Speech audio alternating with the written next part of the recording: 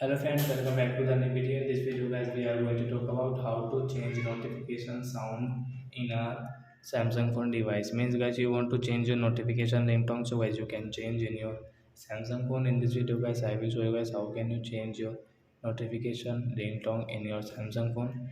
In this video guys I will show you. So first of all guys open your phone setting to change your notification sound. So as you can see your sound and vibration settings, so guys tap here. As click on your notification sound. So as you can see there are many types of notification sound guys, you can change whatever you like guys. Click on like singer, rhythm, jump, idea. So I will click on this jump circle, tap here. Then as you can see notification sound has changed into jump.